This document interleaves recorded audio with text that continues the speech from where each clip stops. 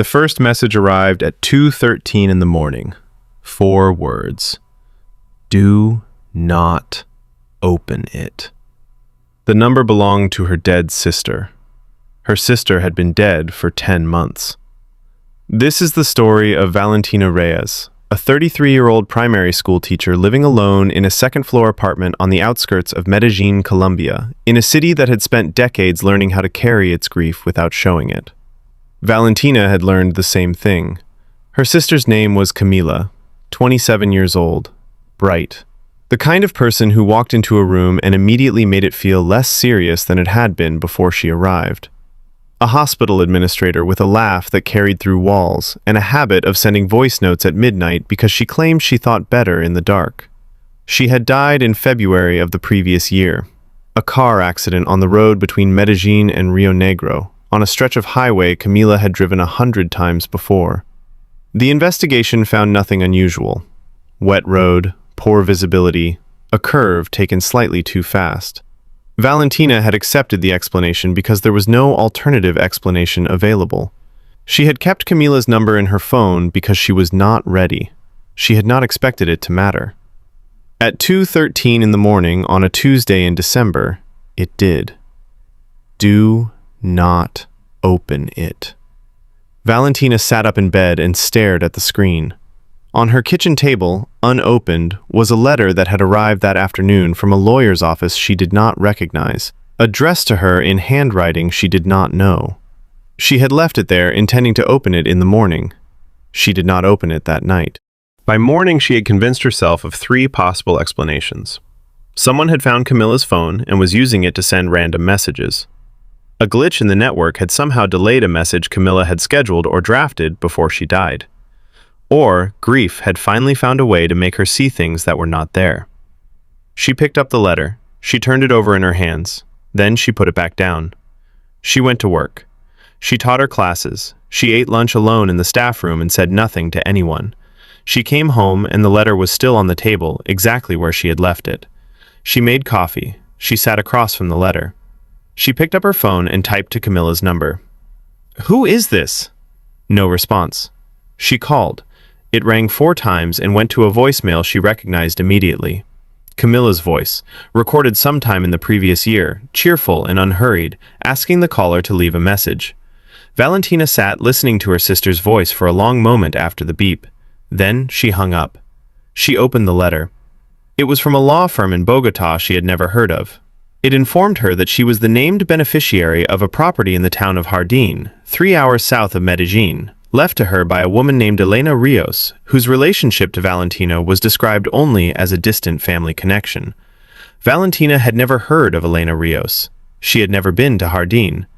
She read the letter 3 times, looking for something that explained why her dead sister had told her not to open it. She found nothing. That night, at exactly 2:13 again, her phone lit up. "I said do not open it. It is too late now. Listen to me carefully. Do not go to Jardín alone." She typed back immediately this time. "Camila, if this is you, tell me something only you would know." The reply took 11 minutes. "You kept my green cardigan, the one with the small burn mark on the left sleeve from that night at Lucia's birthday. You wear it when you cannot sleep. You are wearing it right now." Valentina looked down at what she was wearing, the green cardigan, the burn mark on the left sleeve. She sat on the edge of her bed and pressed the phone against her chest and did not move for a very long time. When she looked at the screen again, there was another message waiting. "I do not have much time when I reach you. The connection is difficult and I cannot always control when it opens, so when it does, listen." Elena Rios was not a distant family connection. She was our grandmother's sister. She left Medellín in 1971 and never came back, and nobody talked about why, because the reason was something the family decided to bury. The property in Jardín is not just a house. There is something inside it that Elena spent 50 years keeping contained. She died before she could pass on the instructions for what to do with it. That is why she left it to you. Not because you are the closest relative, because you are the one she believed could handle what is inside. I tried to find out what it was before the accident. That is why I was on that road, Valentina. My accident was not an accident." The screen went dark. Valentina sat in the silence of her apartment and felt the shape of the last 10 months rearrange itself entirely. She drove to Jardín on a Saturday morning with a friend named Marco in the passenger seat because Camila had told her not to go alone, and she had decided that instruction, at least, was one she would follow. Marco was a colleague, practical, unimaginative, and completely unaware of why he had been invited on what Valentina described only as a short trip to check on an inherited property. Jardín was a small town in Antioquia, preserved and quiet, the kind of place that looked like it had made a deliberate decision to remain exactly as it was. The house was on a hillside above the main square, old, 2 stories, a garden that had been maintained until recently and then left to make its own decisions. The lawyer's representative met them at the gate, handed over the keys, and left with the particular speed of someone who did not want to be there any longer than necessary. Valentina noticed but said nothing. Inside, the house was orderly. Furniture covered with white sheets, floors clean, a kitchen with empty shelves arranged with the precision of someone who had been organized until the very end. In the main bedroom upstairs, in the center of the room, was a wooden chest. Old, dark wood, sealed with a lock that had no visible keyhole. Marco reached for it immediately. Valentina caught his arm. She said, "Do not touch that." He looked at her. She said she needed a moment. She took out her phone and typed, "I am in the house. There is a chest in the bedroom. Is this what you meant?" The reply came in seconds. "Yes. Do not open it. Not yet. There is a letter hidden behind the mirror in the hallway. Read that first. It will tell you what Elena knew, and what she was afraid to write down anywhere else." Valentina found the letter behind the hallway mirror exactly where Camila had said it would be. It was written in an old woman's handwriting, dated 3 weeks before Elena Rios had died. The first line read as follows: "If you are reading this, then I have failed to find another way, and the chest has passed to someone who does not yet know what they are responsible for. What is inside is not an object. It is an agreement. And agreements of this kind do not expire when the people who made them die. They simply find new people to bind." Elena's letter took 20 minutes to read. What it described was this: in 1963, 3 families in the town of Jardín had made an arrangement with something they encountered during the construction of a road through the hills above the town. The nature of what they encountered was not described directly in the letter. Elena had written only that it was old, that it was aware, and that it had been in those hills long before any of the families or their ancestors had arrived. The arrangement was simple. The families would maintain the chest, keep it sealed, and perform a renewal every 20 years. In exchange, the thing in the hills would leave Jardín and everyone connected to those families entirely alone. The last renewal had been in 1983. It was now overdue by 19 years. Valentina looked up from the letter. Marco was standing in the bedroom doorway looking at her. She asked him if he had touched the chest. He said no. He said he had not touched it. But something in the way he said it was slightly wrong. Not the words, the timing. A fraction of a second too long between the question and the answer. Valentina looked at him carefully for the first time since they had arrived. He looked back at her, and she realized, with a cold precision that arrived without warning, that the man standing in the doorway was looking at her with an interest that had nothing to do with curiosity. It was the focused, patient attention of someone waiting to see what she was going to do next. Her phone lit up in her hand. "Valentina, who did you bring with you? I told you not to go alone. I did not mean bring someone you trust. I meant bring someone you have known your entire life. How long have you known Marco?" Valentina's mouth went dry. 8 months. She had known Marco for 8 months. They had met in October of the previous year, 2 months after Camila died. Ask him how he knew Elena Rios. Valentina looked up from the phone.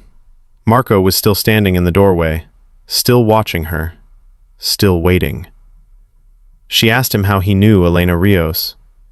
The expression on his face did not change, but the air in the room did. He smiled, not warmly, with the specific patience of someone who has been waiting for a question they knew was coming. He said he had never said he knew Elena Rios. Valentina said she had not said he said it. She was asking. He was quiet for a moment. Then he said that Elena had been looking for someone to take responsibility for the chest for the last decade of her life. He said she had reached out to several people connected to the original 3 families. He said most of them had refused or were no longer findable. He said Elena had eventually identified Valentina as the best option, but had been concerned that Valentina would not come without a reason to trust the process. Valentina asked him what that meant. He said it meant that certain things had been arranged to ensure she arrived at this point prepared rather than ignorant. Ugh. Valentina felt something cold move through the center of her chest. She asked him what things had been arranged. He looked at the phone in her hand. He said the connection her sister was using to reach her had not opened on its own. He said it had been opened deliberately, by people who understood how such things worked. He said Camila was real. The messages from Camila were real. He was not claiming otherwise. But the channel through which Camila was reaching her had been unlocked by others first and used to guide Valentina to this house, to this room, to this chest. Valentina asked him who he was. He said he was a representative of the second of the 3 original families. He said the first family had been trying to prevent the renewal for reasons he did not fully understand, but suspected were connected to what they believed they stood to gain if the arrangement collapsed. He said Camila had discovered this while investigating the accident. He looked at Valentina steadily. He said Camila's accident had been caused by the first family. He said he had known this for 8 months and had not told her because she needed to arrive at Jardín before she knew the full truth, or she would never have come. He said he was sorry. Valentina stood very still. Then she looked at her phone. Do not trust everything he just told you. He is telling you part of the truth, the part that makes him look necessary. Ask him what is in the chest. He will not answer. Because if you knew what was in the chest, you would understand that nobody in this room should be the one to open it. Not him, not you. There is a third person. She lives in this town. She is the last living member of the 3rd family. Her name is Rosa. She is 81 years old, and she has been waiting in Jardín for someone to come for 19 years. Go find her. Leave Marco in the house. Do not tell him where you are going. The screen went dark. Valentina pocketed the phone. She told Marco she needed air. She walked out of the house and down the hill toward the town square. She did not look back. Behind her, through the upstairs window, she could feel Marco watching her go. Rosa Mendoza lived in a pale blue house 2 streets behind the main church. She answered the door before Valentina knocked. She was small and still, and moved with the careful deliberateness of someone who had learned long ago not to waste energy on anything unnecessary. She looked at Valentina for a long moment. Then she said, in a voice that carried no surprise whatsoever, "Come in. I have been expecting you since February." February was the month Camila died. Inside, the house was warm and smelled of coffee and something older underneath it that Valentina could not name. Rosa sat across from her and folded her hands on the table. She said she would tell Valentina everything she knew. She said it would take some time. She said there were 3 things Valentina needed to understand before anything else. The first was that the chest could not be opened by anyone connected to the original agreement. The second was that Valentina was not connected to the original agreement. Elena Rios had made sure of that deliberately, decades ago, by ensuring that her side of the family remained outside the formal arrangement, held in reserve for exactly this situation. The third thing Rosa needed Valentina to understand was the most important. She said the thing in the hills above Jardín had not been idle during the 19 years since the last renewal. She said it had been patient. But patience, she said, was not the same as stillness. She said it had been doing something during those 19 years. She said it had been learning. She said it had been watching the families and the people connected to them, and it had been identifying which individuals posed the greatest risk to its eventual freedom from the arrangement. She said Camila had been one of those individuals. She said Valentina was another. She said the reason Elena had left the property to Valentina was not only because Valentina could open the chest. It was because if Valentina did not open it correctly, within the next 72 hours, the arrangement would dissolve entirely. And what had been patient for 19 years would no longer have any reason to remain in the hills. Valentina sat with all of this for a long moment. Then she took out her phone and typed to Camila's number. "Did you know all of this when you started reaching out to me?" The response came slowly this time, as though the connection was thinner than it had been. "I knew some of it. I did not know about the 72 hours. Valentina, I am running out of time to reach you. The channel is closing. I need you to know that I did not send the first 2 messages.